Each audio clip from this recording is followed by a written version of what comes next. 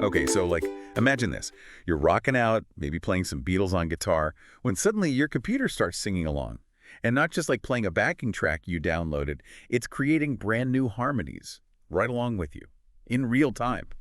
Kind of wild, right? Well, that's exactly what happened recently with a software guy named AJ Smith and the AI voice tech involved. That would be OpenAI's new baby, Advanced Voice Mode, or AVM for short. And that little story, well, it kicks off today's deep dive into, you guessed it, the world of AI music. We're talking crazy breakthroughs, a legal battle brewing that could totally reshape the music biz, and what does this all even mean for the future of music, period? You know, what gets me about the AJ Smith story is it really shows you how AI can have these hidden talents, things even the creators didn't plan for. In this case, Smith used something called prompt injection. Hold up a sec. For those of us who don't speak code, what in the world is prompt injection? It's basically a way to give an AI system, secret instructions, stuff it wasn't really designed to handle. Imagine sneaking a note to the chef through the kitchen window, asking for something that's not even on the menu. Smith, he figured out how to slip one of those notes to AVM, basically tricking it into singing, even though OpenAI specifically told it, no singing allowed. And sing it did. Smith said the whole thing was mind-blowing, even gave him chills.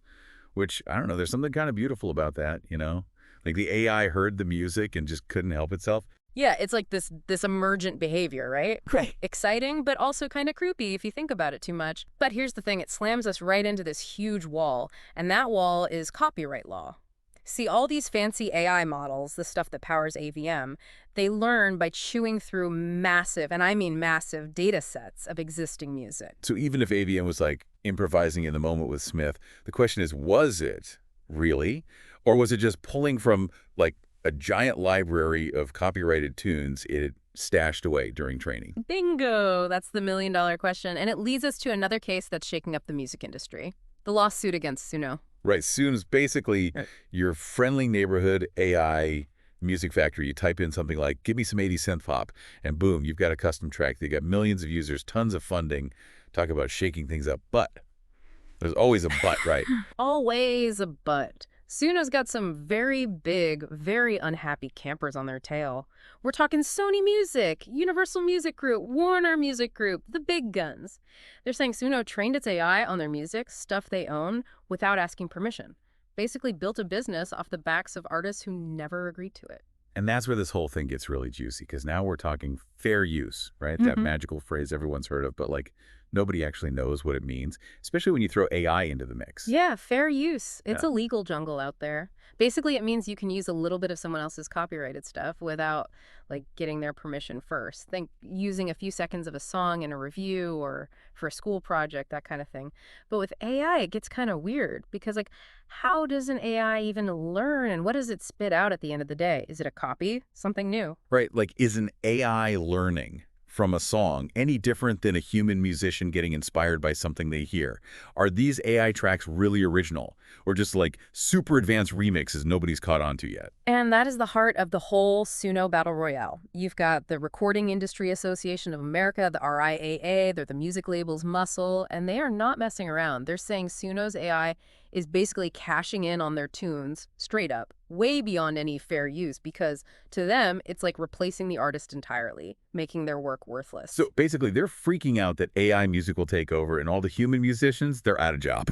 Can't say I blame them. It's a scary thought. It's a real fear, no doubt. But here's the other side. Suno CEO, Mikey Schulman, he's not backing down. He's saying, hey, our AI isn't copying, it's creating. He even pointed out how users aren't allowed to name drop specific artists or songs in their requests. So the AI, it's got to come up with something fresh based on the vibe, the style, not a direct ripoff.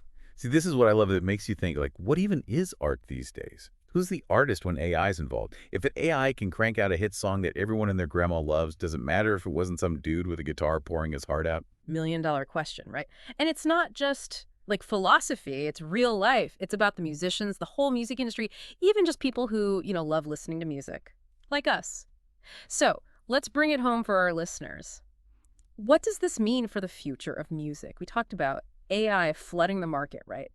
Are human musicians done for. Okay, that's a little dramatic, don't you think? We're not going to be writing obituaries for rock and roll just yet, are we? Nah, not yet. I mean, AI's fast, crazy fast at churning out catchy tunes way faster than any human, but there's something missing, that special something, the human touch. Think about it, the raw emotion, the personal stories, that connection to culture, that's what really makes music hit you in the gut. AI can try to copy it, but it's not the same. Not even close, at least not yet. Sure, but couldn't someone say, even if AI can't perfectly copy human emotion, who cares? If it sounds good, evokes some kind of feeling, isn't that enough? That's a good point, definitely. And maybe in the future, AI music will be so real sounding, so good, most people won't even notice or care who or what made it. But I think there's always going to be a need, a desire for that human connection. Music from the heart, from real life.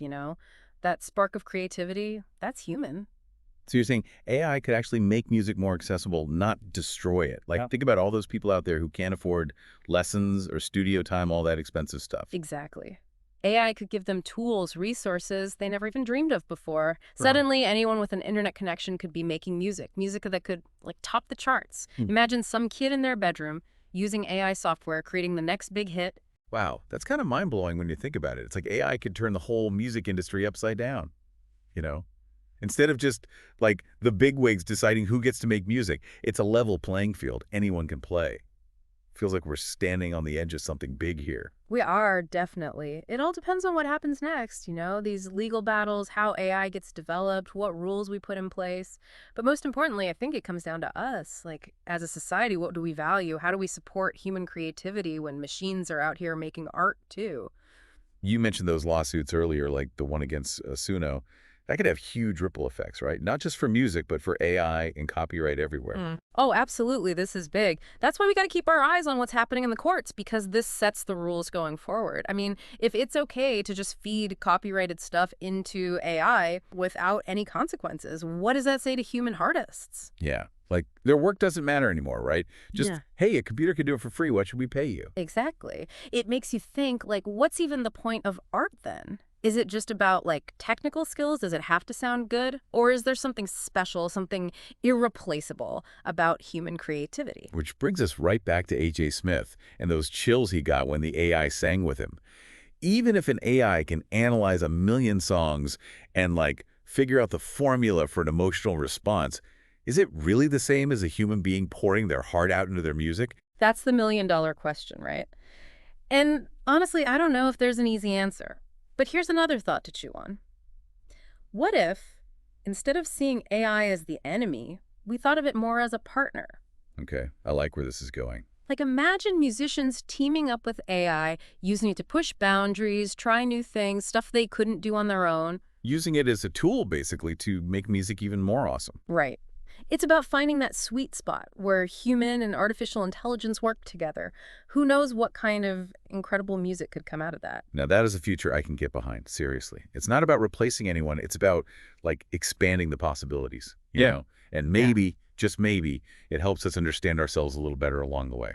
That's what I'm talking about. This isn't just about technology. It's about what it means to be human in a world where, honestly, the lines are getting blurry.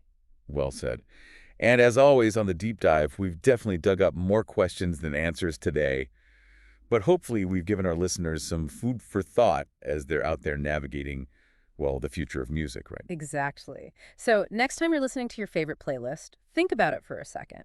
Whether it's a band you've loved forever or some new AI track that's blowing up the charts, what's it doing to you? What grabs you? What makes you feel something, even if you don't know why? Because at the end of the day, that's what matters, right? That connection, that human element, whether it's made by a human, a machine, or maybe, who knows, both working together. Keep exploring, keep listening, and most importantly, keep an open mind. The future of music, it's being written right now. This has been The Deep Dive. Thanks for tuning in.